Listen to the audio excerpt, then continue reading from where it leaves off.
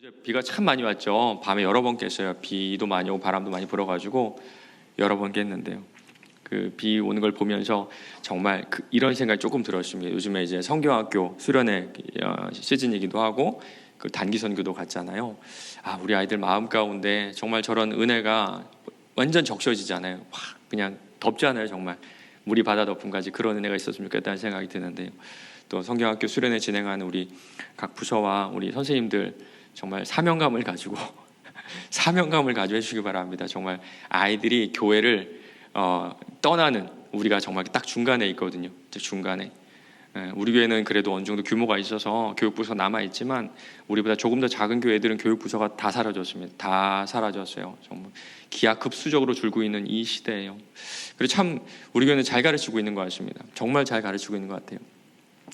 얼마 전에 저희 그 고대 앞쪽에 밥을 먹으러 갔거든요. 저희 식구들하고. 근데 밥을 먹고 저희 가끔씩 거기 고대 쪽에 개운사 혹시 아세요? 절이 있어요. 절에 밥을 먹으면 제가 가끔씩 죄송합니다. 목사님은 거기에 산책하러 가거든요. 개운사에. 참 조용하고 좋아요. 참 조용하고 좋은데 이제 밥을 먹고 날씨도 좋고 하니까 저희 셋째가 거기 들어가서 기분이 너무 좋은 거예요. 그러더니 손을 쫙 들더니 무슨 노래를 하냐면요. 성령의 제발 이 노래를 개운사에서 하는데 제가 하지 말라고 할 수도 없고 걔가 뭐랍니까 이제 32개월인데 성령의 새 바람이 개운사에 불기를 바란다는데 개운사 관련자 있어 죄송합니다. 제가 뭐 의도한 건 아니고요. 32개월짜리가 기분이 좋아서 하여튼 교회가 잘 가르치니까 아이 입에서 딴 노래가 아니라 찬양이 나오는 것 같아요. 너무너무 감사하고 또 수련회와 또 성경학교에 기도하시기 바랍니다. 주기도문 마지막 시간입니다. 공여회 때 우리가 많이 하는 기도가 주기도문이고요. 그리고 뭐 예배 끝나고도 끝날 때도 하고 뭐 중간중간에도 하지만 사실 잘 모르고 하는 기도가 주기도문이 아닌가라는 생각을 해요. 그래서 어떻게 보면 주기도문은 예배를 끝내기 위한 형식이 아닐까라는 생각도 들거든요. 그런데 가면 갈수록 예수님께서 가르쳐주신 주기도문이 정말 중요하다. 너무너무 중요한 기도라는 것을 깨닫게 됩니다. 사실 제자들은 예수님께 무언가를 가르쳐달라고 한 적이 없어요. 뭐 방언을 가르쳐주세요. 예언을 가르쳐주세요. 신유의 능력을 가르쳐주세요. 달라주세요. 이런 적도 없고요. 전도를 가르쳐주세요 한 적도 없고요. 사실 성경을 가르쳐주세요라고 말한 적도 없습니다. 오직 기도를 가르쳐달라고 그랬거든요. 맞습니다. 방언, 예언, 신유 이런 거는요 배워서 되는 게 아니죠. 하나님께서 주시는 선물, 은사입니다. 그런데 기도는 배워야 돼요. 기도는 배워야 됩니다. 배우지 않고는 할 수 없는 게 바로 기도예요. 지금까지의 주기도문 내용을 보면 예수님의 인생이 좀 보이는 것 같습니다. 아버지 하나님께 온전히 순종하시면서 사람들을 먹이시고 고치시고 십자가에서 자신을 죽이려는 사람들까지 용서하신 그 삶을 그대로 옮겨놓은 것이 바로 주기도문이 아닌가라는 생각을 합니다. 맞습니다. 예수님은요 이렇게 사셨어요. 본인이 기도하신 대로 사셨던 겁니다. 그리고 마지막인데요, 간절하게 인도하심을 구하는 기도예요. 우리 위에 보면 일용할 양식과 용서는 구했습니다. 구했어요. 영어로 하면요 give입니다. give. 주세요. 용서할 수 있게 해주세요. 일용할 양식을 주세요. 그런데 이제는 lead, 영어로 죄송합니다. lead, 인도해 주세요. 이게 무슨 뜻일까요? 저는 이게 이렇게 들립니다. 하나님, 이거는요 아무리 저에게 큰 능력을 주셔도 저는 못해요. 인간인 이상 아무리 큰 능력을 받아도 할 수 없는 일이에요. 그냥 인도해 주세요. 그냥 끌고 가주세요. 오직 하나님의 인도하심을 구하며 시험에 들지 않게 기도할 때 우리는 이 주기도문에 예수님의 삶을 살아낼 수가 있을 겁니다. 오늘 그렇게 기도할 때 우리가 몇 가지 알아야 될 사실들이 있어요. 오늘 그걸 나누려고 합니다. 다시 한번 제가 오늘 본문 말씀 읽어보겠습니다. 우리를 시험에 들게 하지 마시옵고 다만 악에서 구하시옵소서. 예전교회 사역할 때 이런 일이 있었습니다. 어떤 권사님이요, 예전교회요, 예를 들어서 이권사님이 어느 날도 교회를 안 나오시는 거예요. 전화를 해도 안 받으시다가 어느 날 받으시면 그냥 목사님 저 그냥 몸이 안 좋아 이러고 말씀도 안 하시고 갑자기 안 나오시기 시작하는데, 그러다가 제가 계속 전화를 하니까 이런 말씀하세요. 목사님 저 시험에 들었어요. 마음이 턱 내려앉더라고요. 무슨 시험이지? 혹시 내가 잘못한 게 있나? 아니면 뭐 이단에 빠지셨나? 그런데 듣고 보니까 이런 일이 있었습니다. 교회에서 그 쬐끄만 잔치가 있었는데 잔치가 끝나고 나가지고 옆에 있는 박 권사님 그리고 옆에 있는 최 집사님은 음식을 싸줬는데 이분이 음식을 안 싸주신 거예요. 그게 그렇게 서운하셨대요. 근데 그럴만하죠. 다 싸줘야지. 싸줄 거면. 그러고 보면요, 시험이라는 말은요, 범위가 상당히 넓은 것입니다. 반찬을 싸주지 않아서 생긴 마음의 서운함도 시험이고요, 누군가랑 관계가 좋지 않은 것도 시험이고요, 건강, 경제적 어려움도 뭐라 그러나요? 시험, 우리는 시험이라 그래요. 또 신앙적인 고민도 시험이 될 수가 있습니다. 그리고 이 시험은요, 하나님이 주신 건지 사탄이 우리를 유혹하는 건지 잘 구별이 되지가 않아요. 우리 지지난주에 유혹에 대한 승리라는 말씀을 주일 예배 때 들었는데, 그때 담임 목사님께서 무슨 말씀하셨냐면 시험이라는 단어 속에 유혹이라는 뜻도 있다, 그런 말씀을 하셨거든요. 저는 유혹이라는 이 말을요, 함정이라고 표현하고 싶어요. 함정. 유혹을 당하는 건 마치 함정에 빠지는 것과 마찬가지거든요. 마태복음 말씀인데요, 그때 예수께서 성령에 이끌리어 마귀에게 시험을 받으러 광야로 가자. 성령에게 이끌리는 동시에 마귀에게 시험을 받으셨죠. 그렇죠? 그러면 우리에게 있는 모든 일들이, 누군가 나에게 반찬을 싸주지 않은 이 일이 하나님이 우리에게 주신 시험인지, 마귀가 우리를 유혹하는 것이 우리는 구별할 수 있다 없다? 없다는 겁니다. 없어요. 그리고 사실은요, 우리에게 아주 유익한 시험이 함정이 될 수도 있고 유혹도 될 수가 있어요. 여러분, 가룟 유다는요, 원래 나쁜 사람이었을까요? 정말 나쁜 사람이었을까요? 우리에게는요, 뭐 나쁜 사람의 대명사인데, 저는 이런 생각을 하거든요. 정말 구제불능의 나쁜 사람이었으면 예수님이 제자로 삼으셨을까? 제 생각입니다. 여러분, 제 생각이에요. 오늘날 마리아라는 여자가 예수님의 발에 향유를 붓고 자기 머리털로 그 발을 닦죠. 그 향유의 가격은 300데나리온이었다 그래요. 1데나리온은 남자 한 명이 하루 동안에 벌 수 있는 일당이거든요.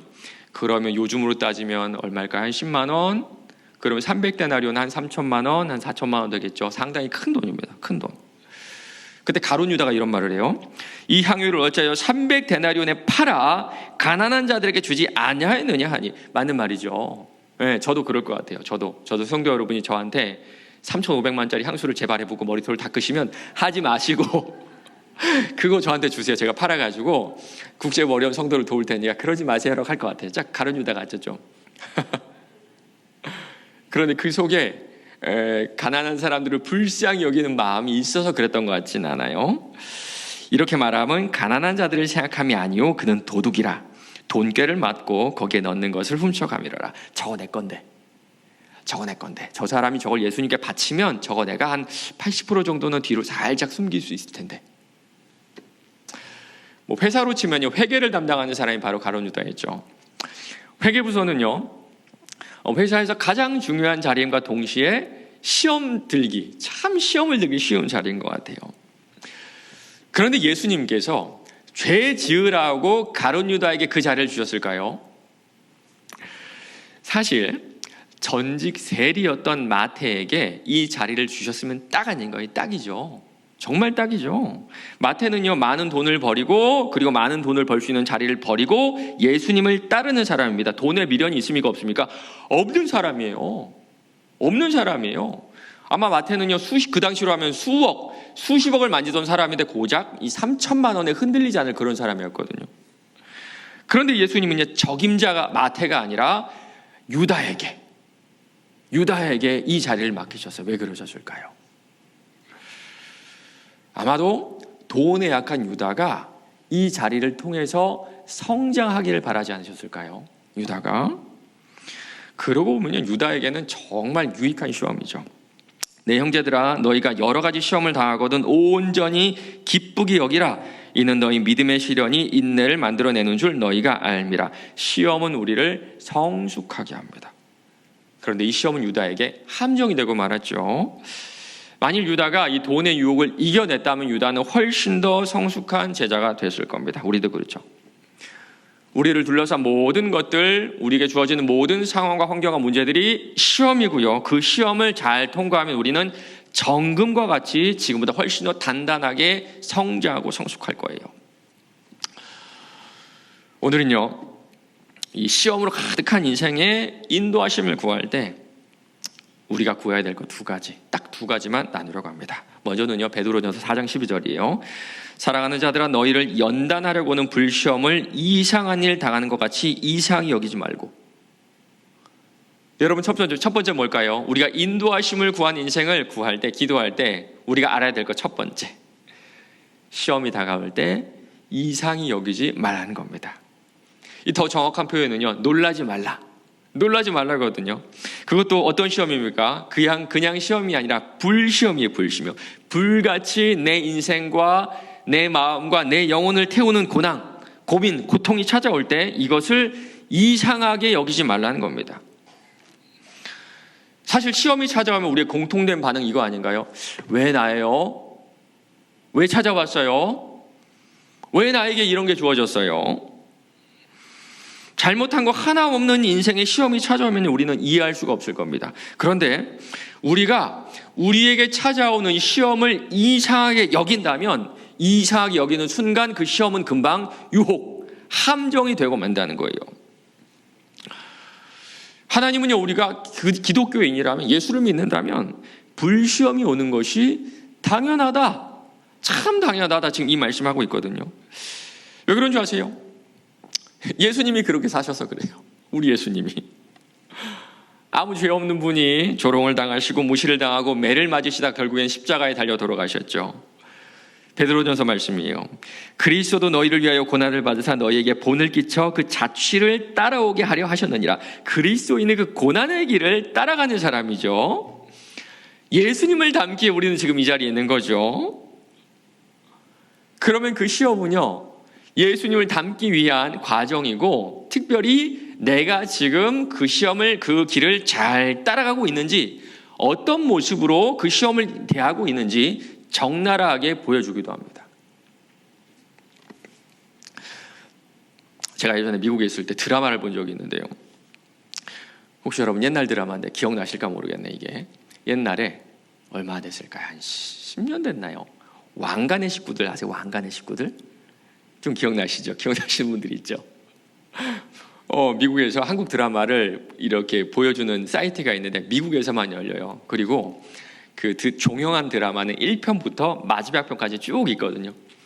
그래서 어느 날 그 드라마를 보기로 작정하라고, 여보 하루에 한 편씩만 보자 하고 1편을 봤는데 웬걸 너무 재밌는 거예요. 너무 재밌는 거예요. 그래서 제 아내한테, 여보 한 편만 더 볼까? 그러니까 제 아내가 얼마나 기쁘게 동의를 하든지 보고 나면 더 보고 싶어요. 더 보고 싶어요. 그리고 왜 드라마의 마지막 순간에 그렇게 애를 태우면서 그렇게 끝났는지 모르겠어요. 그렇게 한 편을 보고 두 편을 보고 세 편을 보고 어느 날은요 새벽 2시까지 봤어요, 드라마를. 그때 제가 뭘 깨달은 줄 아세요? 나는 드라마를 정말 좋아하는 사람이구나. 그전엔 제가 드라마 본 사람 좀 무시했거든요. 저렇게 시간 낭비하고 있어. 예수 믿는 사람이 뭐 드라마 보면서 경건치도 못하게 살아. 이런 맘 먹었는데요. 그래서 저는 그분들보다 훨씬 더 드라마를 좋아하는 사람이었던 겁니다. 제가 그때 이후로 드라마를 보지 않아요. 너무 좋아하니까. 맞습니다. 시험은요, 우리 자신이 누구인지 적나라하게 드러내 보여줘요. 그리고 시험 중에 가장 큰 시험이 뭔지 아세요? 결혼이죠, 결혼. 웃은 분이 있어요. 맞아요. 내 남편과 사는 거는요, 시험 중에 시험, 인생 시험. 아이들을 키우는 것도, 친정과 시댁 사이를 오가며 사는 것도요, 그냥 시험이 아니라 불시험이죠, 불시험. 그런데 그 가운데 우리가 깨달은 게 뭔가요? 처음에는요, 상대방에 대한, 남편에 대한, 그리고 아이에 대한, 시댁에 대한 원망과 미움밖에 없어요. 왜 내가 결혼이라는 걸 해가지고, 왜 내가 저 인간하고 결혼해가지고, 왜 내가 애를 낳아가지고, 야, 어디 가면 뭐 시어머니가 참 좋다는데 나는 시어머니 보기 지지리도 없다. 우리 시어머니들은 반대죠. 야, 저기 옆집 저기 며느리는 난 저렇게 시어머니 저렇게 잘하는데 우리 며느리는 한 번을 찾아오질 않아. 전화도 한 통을 안 해. 그렇게 원망하며 후회하며 사는 어느 날 이런 마음이 드셨을 겁니다. 내가 이 정도밖에 안 되는 사람이구나. 이 정도밖에 안 되는 사람이구나. 나는 참 괜찮은 사람. 나 정도면 좋은 사람. 나는 뭐든지 잘할 사람. 난 결혼하면 좋은 엄마가 되고 좋은 아내가 되고 좋은 며느리가 될 줄 알았는데 어느 순간 정신을 딱 차리고 보면 내가 이 정도밖에 안 되네. 내가 이 정도밖에 안 되네. 내 아들 결혼시키고 나면 나는 며느리한테 참 잘해야지. 나는 내 시어머니에게 그렇게 시집살이 당해가지고 나는 절대 연락도 하지 않고 서운한 거 없이 살려고 했는데 어느 날 정신 딱 차리면 뭡니까? 며느리한테 서운하고 그 마음 가운데 원망과 불평이 있어요. 맞습니다. 이 모든 시험을 통해 깨닫게 된 거는요, 그들의 연약함보다 내 자신의 밑바닥이에요. 밑바닥. 욥이 이런 말을 하거든요. 밤낮 7일 동안 그와 함께 땅에 앉았으나 욥의 고통이 심함을 보고 그에게 한마디도 말하는 적 없었더라. 내 눈앞에 일어난 일을 보니까 기가 막혀요. 기가 막혀서 말이 안 나와요. 나만 기가 막힌 게 아니라 나를 보는 모든 사람들이 내 상황을 보면서 기가 막혀서 아무 말도 못합니다. 내가 보기에도 그렇고 다른 사람들 보기에도 그렇고 이렇게 고난당할 이유가 하나도 없는 겁니다. 그런데 이 고난을 겪으면 욥이 깨달은 게 뭔지 아세요? 내가 주께 대하여 귀로 듣기만 하였사오나 이제는 눈으로 주를 배움나니 그러므로 내가 스스로 거두어드리고 티끌과 제 가운데에서 회개하나이다. 여전히 회개를 해야 되는 부족한 내 모습을 이 가운데 보게 되죠. 맞습니다. 시험이 찾아오면요, 우리 주님이 놀라지 마, 이상하게 여기지 마, 이렇게 얘기하세요. 그리스도를 쫓아가는 사람들에게는 무조건 시험이 찾아오게 되어 있고요, 오직 그 시험을 통해서만 지금까지 보지 못했던 내 자신의 밑바닥, 내 자신의 원래 모습을 보게 됩니다. 시험을 통과하는, 시험을 대하는 첫 번째 태도 뭐라 그랬나요? 놀라지 마세요. 놀라지 마세요. 이상하게 여기지 마세요. 우리가 예수를 믿는 이상 예수님은 우리를 당신이 걸으셨던 그 길로 인도하세요. 조롱과 멸시와 수치와 그리고 십자가의 처형까지. 예수님이 우리에게 주기도문을 가르쳐 주신 이유가 있습니다. 예배 끝날 때 예배를 마무리하라고 주신 게 아니에요. 기독교는요, 시험과 고난을 걷어내는 종교가 아닙니다. 기독교는요, 나에게 주신 십자가를 예수님에게 다시 지어주는 종교도 아니고 목회자들에게 던져버리는 종교도 아니에요. 기독교는요, 아무런 어려움과 아픔과 고난 없이 살아가기 위해 믿는 종교가 아니에요. 그건 미신입니다. 미신. 그건 여러분이 산에 가서 돌탑을 쌓으면서 믿는 미신이에요. 미신. 기독교는 너의 십자가를 지고 나를 따라오라는 그 요청에 기쁨으로 응하는 종교입니다. 그 길을 걸어갈 때 하루에도 몇 번씩이나 찾아오는 그 시험을 준비하기 위해 우리 주님은 이 기도를 하라고 가르쳐 주신 거예요. 맞습니다.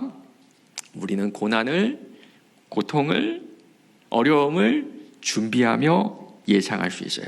분명히 찾아온다. 내가 예수를 믿는 이상 분명히 찾아온다. 나를 돌아보게끔 하는 이 시험은 내 인생 가운데 분명히 찾아온다.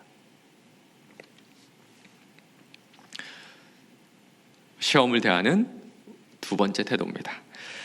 우리를 시험 들게 하지 마옵시고 다만 악에서 구하시옵소서. 우리에게는 이 구절이 너무나 익숙해가지고 좀 이상한 걸 못 느끼셨겠지만 사실 우리의 마음과는 전혀 다른 강구입니다. 사탄의 유혹에 빠지지 않게 해달라고 기도하시고 악에서 구하게 해달라고 기도하시네요. 악에서 구하게 해달라고. 여러분 시험에 들면 어떠세요? 마음이 어렵죠. 그렇죠? 육체적으로도 정신적으로도 영적으로도 참 어렵고 고난이 찾아옵니다. 남편하고 싸우면 어떠세요? 고통스럽죠. 뭐 짜증나는 게 먼저시겠지만 짜증나시고 고통스러워요. 그리고 관계, 건강, 경제적인 문제가 생기면 이 고통에서 빨리 벗어나고 싶은 것이 우리의 일반적이고 당연한 마음이에요. 그런데 오늘 예수님 뭐라 그러세요? 예수님 뭐라 그러시죠? 이 시험에서 벗어나게 해주세요? 고통에서 벗어나게 해주세요? 아니죠. 악에서 구해주세요. 맞습니다. 우리가 시험에 들지 말아야 할 이유는요, 고통에서 벗어나기 위함이 아니에요. 이게 무슨 뜻일까요? 우리 성경 가지고 오신 분들은요, 악이라는 말 한번 찾아보세요. 악, 그 성경 안에 거기 앞에 괄호가 2번 혹은 괄호 3번 써 있고 뭐라고 적혀 있는 줄 아세요? 성경 제일 밑에 보면요, 그 또 다른 번역이 있는데 뭐라고 나오죠? 네, 악한 자에게서도.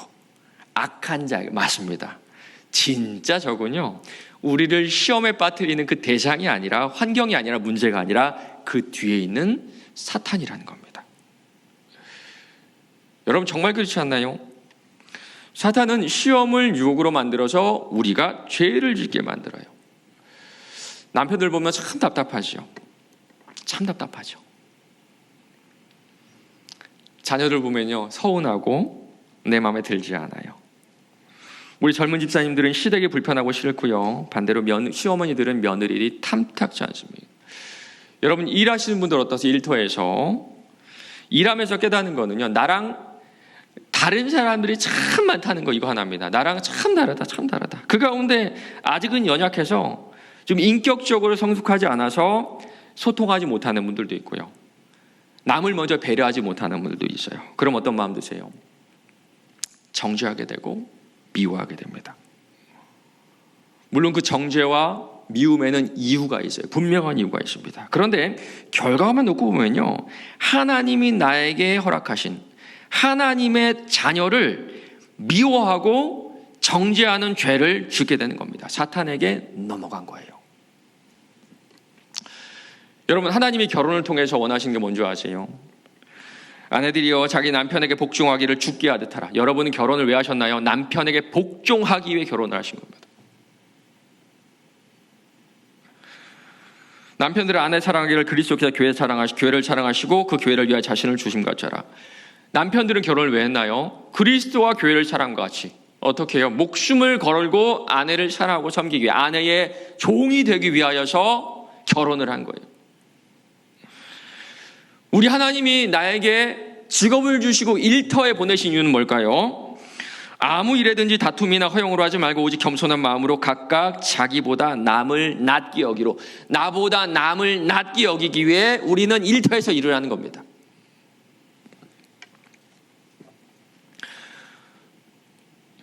제가 미국에서 공부할 때 배웠던 선생님이 어떤 여자 선생님이었는데요, 은퇴를 얼마 남기지 않은 아주 나이가 많은 할머니 선생님이었어요. 할머니 교수님이었어요.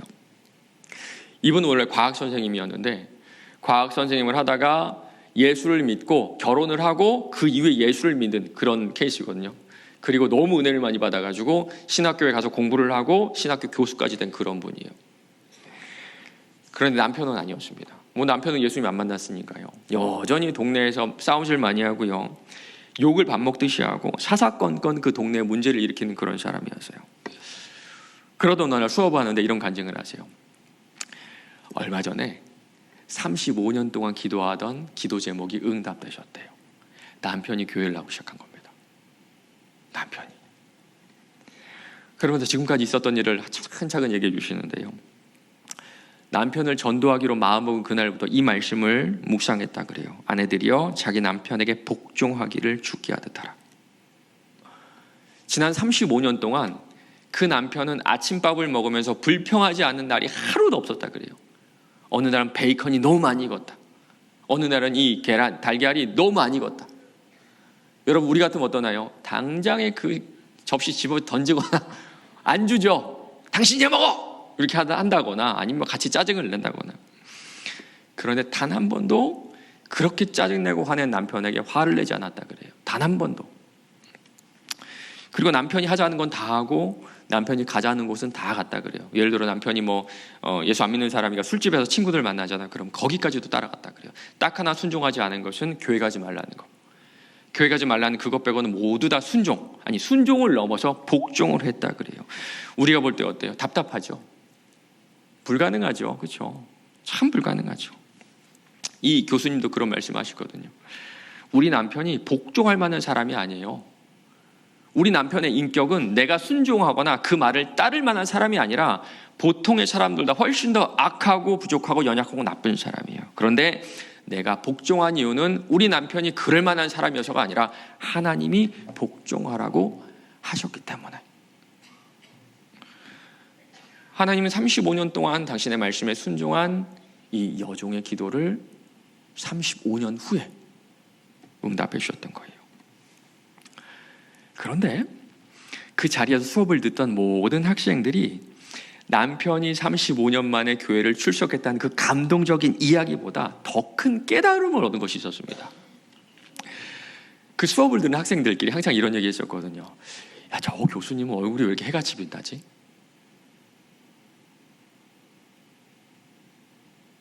저 교수님은 저 인격이 왜 이렇게 아름답지? 왜 이렇게 아름답지? 저희같이 외국인 학생들에게도 너무 친절하게 평안하게 참 잘 대해주셨거든요. 그 의문이 거기서 풀렸어요. 맞습니다. 그 교수님에게 이 남편과의 관계는요, 사탄의 유혹이 아니라 하나님의 시험이었어요. 하나님은 그 시험을 통해서 그 교수님의 인격, 그 신앙을 정금과 같이 단련하셨고요, 예수님을 닮아가는 복을 허락하셨던 거예요. 남편의 구원은 그 다음 문제였던 겁니다. C.S. 루이스가 쓴 스크루테이프라는 편지에 이런 내용이 나옵니다. 이 사탄의 관점에서 썼기 때문에 그 하나님을 원수라고 표현을 하거든요. 원수가 인간 영혼 하나를 제 것으로 확보하기 위해 꼭대기보다 골짜기에 더 의존한다는 것을 알면 아마 좀 놀랄 게다. 원수가 아끼는 인간들은 그 누구보다 깊고도 깊은 골짜기를 통과해야 된다. 지난 35년 동안 욕하고 화내고 문제를 일으킨 남편을 보면서 죽고 싶지 않았을까요? 어쩌면 죽이고 싶지 않았을까요? 진짜 죽이고 싶지 않았을까요? 당장이라도 이혼하고 싶지 않았을까요? 그런데 교수님은요, 그 시험이 함정이 되지 않도록 주님께서 허락하신 이 깊고도 깊은 골짜기 가운데 죄를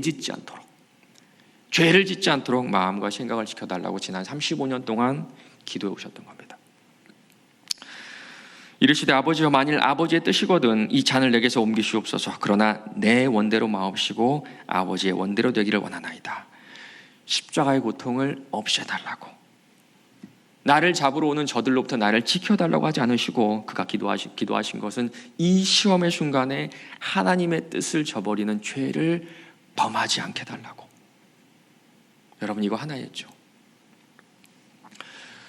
사랑하는 성도 여러분, 여러분 어떠셨나요? 우리를 정금과 같이 단련하시기 위해 하나님께서 주신 이 시험, 이 불시험 앞에 어떻게 반응해 오셨나요? 여전히 소통이 어려운 남편과 여러분은 남편을 어떻게 대하고 계세요? 일터도 마찬가지입니다. 마음도 맞지 않고요, 나를 괴롭게 하는 사람들이 있거든요. 그 가운데 아마 여러분들은 이 상황과 환경을 바꿔주시고 이 고통을 사라지게 해달라고 아마 기도해 오셨을 것 같아요. 혹시 이렇게 기도한 분 계세요? 주님, 그럼에도 불구하고 죄 짓지 않게 해주세요. 죄 짓지 않게 해주세요. 아마 첫 번째 기도가 우리가 늘상 해오던 기도일 겁니다. 상황이 바뀌고 환경이 바뀌고 고통이 사라지고 나를 괴롭게 하는 나의 대적들이 나한테 무릎을 꿇거나 벌을 받거나 저주를 받거나 나에게서 멀리 떠나버리는 그런 기도. 그런데 우리 하나님께서 우리를 그 깊은 골짜기에 넣어두신 것은, 그 깊은 골짜기를 지나게 하신 것은요, 나를 그 골짜기로 넣은 그 사람을 저주하거나 그 상황을 원망하기 위함이 아니라 정말 예수님을 닮아가게 하기 위함이에요. 다만 악에서 구하시옵소서. 다만 악에서 구하시옵소서. 나에게 죄를 짓는 저들조차 미워하는 죄를 범치 않도록 기도하셨던 분이 바로 우리 예수님이시죠. 다 잃어도 좋습니다. 자존심 상해도 좋고요, 재물을 잃어도 좋아요. 마치 욥과 예수님처럼요. 그러나 그 가운데서 죄 짓지 않게 해주세요. 이것이 바로 시험으로 각종의 각양각색의 시험으로 둘러싸인 우리가 매순간 드려야 될 기도예요. 아마 그럼 우리는 이런 마음을 먹게 될 겁니다. 왕에게 절하지 않고 하나님만 섬겼던, 하나님만 예배하기로 작정했던 다니엘의 세 친구 사드락, 메삭, 아벳느고는요, 이런 믿음이 있었습니다. 풀무불 가운데 하나님께서 지켜주실 거라는 확신이 있었어요. 왕이여 우리가 섬기는 하나님 계시다면 우리를 맹렬히 타는 풀무불 가운데에서 능히 건져내시겠고 왕의 손에서도 건져내시리다. 그런데 이들이 믿음이 드러내는 것은요, 그 다음입니다. 그렇게 하지 아니하실지라도 지금 내 환경이 변하지 않고 상황이 변하지 않고 고통이 사라지지 않는다고 할지라도 그렇게 하지 아니하실지라도 나는 주님의 말씀에 순종하겠습니다. 그리고 기억해야 될 것이 있습니다. 그때에 느부갓네살 왕이 놀라 급히 일어나서 모사들에게 물어 이르되 우리가 결박하여 불 가운데 던진 자는 세 사람이 아니었느냐 하니 그들이 왕에게 대답하여 이르되 왕이여 올소이다 하더라. 왕이 또 말하 이르되 내가 보니 결박되지 아니한 네 사람이 불 가운데로 다니는데 상하지도 아니하였고 그 넷째 모양은 신들의 아들과 같도다. 시험을 통과한 동안에 우리의 몸은 상할 수 있어요. 우리의 마음도 상할 수가 있어요. 어쩌면 몸과 마음이 상한 건요 너무나 당연한 일입니다. 그러나 그 가운데 우리 하나님 함께 하시고 우리의 마음을 다하세요. 그리고 우리의 영혼은 상하지 않도록, 결코 상하지 않도록 도리어 금을 재련하는 것 같이 내 영혼 속에 있는 나로서는 도저히 꺼낼 수 없었던 미움, 교만함, 시기, 열등감, 불신, 불안한, 배신감, 이런 모든 불순물들을 그 풀무불 가운데 다 제거하시고 이전에는 감히 상상도 할 수 없었던 맑고 순수한 정금으로 우리를 인도해 주세요. 말씀을 맺겠습니다. 1960년대에는요 미국 버지니아주에서는 흑인은 테니스를 칠 수 없다는 그런 법이 있었거든요. 그때 아소 애쉬라는 사람이 있었는데 그 사람의 아버지가 흑인이었고 당연히 그 테니스 코트를 관리하는 사람이었죠. 그래서 몰래 테니스를 배웠는데 너무 테니스를 잘 쳐가지고 그 법을 넘어서 미국의 국가대표가 되었습니다. 그래서 1979년에 축구로 치면 월드컵 같은 그 테니스로 말하면 윈블던 대회에서 우승하는 그런 정말 입지적인 역사적인 인물이 됐고요. 60년대 말부터 70년대 중반까지 세계 1위를 놓치지 않은 그런 사람이었어요. 그런데 갑자기 심장 질환이 발견되었고 수술을 하게 되었고 은퇴를 하게 되었습니다. 그리고 1990년에 에이즈에 감염된 것을 알게 되었어요. 알고 보니까 그때 심장 수술을 할 때 그 수혈한 펴에 그 피에 그 에이즈균이 들어가 있었던 겁니다. 그리고 93년도에 49세라는 젊은 나이로 세상을 떠났어요. 이 투병생활을 할 때 많은 사람들이 그에게 편지를 보냈습니다. 그 중에 이런 편지가 있었어요. 왜 하나님께서 당신에게 그런 병을 걸리게 하셨나요? 좀 안타까운 마음에서 보낸 편지겠죠. 그때 아소 애쉬가 이런 말을 그 사람에게 보냈습니다. 전 세계 5천만 명의 어린이들이 테니스를 칩니다. 그 중에 500만 명이 테니스를 정식으로 배웁니다. 그 중에 50만 명이 직업 선수가 됩니다. 그 중에 5만 명이 리그전에 참여합니다. 그 중에 5천 명이 그랜드슬램 대회에 참여합니다. 그 중에 50명이 윈블던 대회에 참여합니다. 그 중에 4명이 준결승에 진출하고 그 중에 2명이 결승에 진출합니다. 저 홀로 윈블던 우승컵을 들었을 때 저는 하나님 왜 나입니까? 라고 묻지 않았습니다. 병들었다고 왜 나입니까? 라고 물을 수 없는 이유입니다. 아소의 시는요 그의 삶을 기록한 회고록의 제목을 이렇게 지었습니다. Days of Grace, 은혜의 나날들. 심장 질환을 겪고 에이즈를 겪고 죽어가는 가운데 나의 삶이 하나님의 은혜였노라 라고 고백했던 겁니다. 전 이게요 사람의 능력으로는 부족하다고 어렵다고 생각해요. 불가능하다고 생각합니다. 그 순간순간마다 아마 이분도 주기도문으로 기도하지 않았을까요? 주님, 저희 손을 잡고 인도해 주세요. 저희 손을 잡고 이 어려움 가운데 죄 짓지 않도록 인도해 주세요. 사랑하는 성도 여러분, 인도하심을 구하시기 바랍니다. 내 능력으로는요 너무너무 살기 힘든 세상이고 사랑하고 용서하고 살기에는 나랑 맞지 않는 사람들이 너무 많아요. 이제는요 고개를 푹 숙이시고 팔을 앞으로 쭉 내미시고 주님, 내가 따라갈 테니 나를 인도해 주세요. 나를 인도해 주세요. 매 시험의 순간마다 예수님께서 가르치셨던 이 기도로 기도해 보시기 바랍니다. 그리고 내가 원하는 대로 응답하지 않으셔도, 그렇게 하지 않으실지라도 주님 인도해 주라고 고백해 보세요. 네, 고난 가운데 함께 하신 주님께서는 저주하고 싶은 내 날들을, 내 삶들을 데이즈 오브 그레이스, 은혜의 날들로 바꿔주실 겁니다.